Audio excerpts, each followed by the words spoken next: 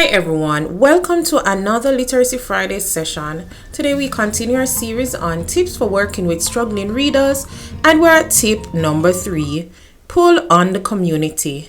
We all function in community, and as it relates to struggling readers, I'm particularly saying pull on the home, school, and the wider society, all that you can get in terms of human resources and what persons have to offer.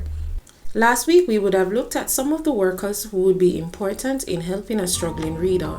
Today, we will look at 3 things that we will definitely need from the home, school, and the wider society in helping a struggling reader.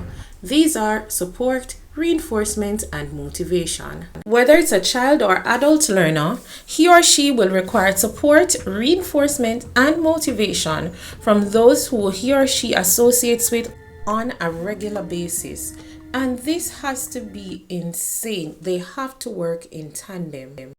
For example, if the learner has a literacy specialist who is bringing him or her through a literacy program, then it requires the support of the parents or the spouses or whoever is in the home environment, and of course with the wider society. Now I know, especially for teenage and adult learners who are struggling readers, it's hard to say I need help. It's also hard to admit that you're struggling, but it is important to pull on the support system that you have. Now, once you're aware of the fact that a person is a struggling reader, you will just have to do what you can to provide support, reinforcement, or motivation. Now, it may be easy to say you support someone, or it's easy to support someone, especially if you're just paying for them to go through a literacy program, but reinforcement can be a bit more tedious. So let me give you some tips.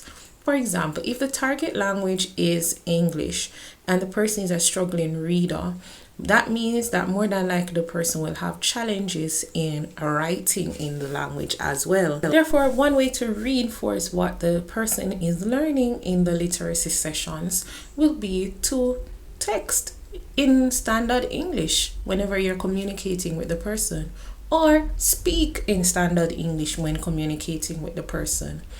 Another strategy that a lot of parents do will be to find out what is being done in class and get extra worksheets on the same matter, the same content area. So the goal of reinforcement is primarily to supplement what is being taught.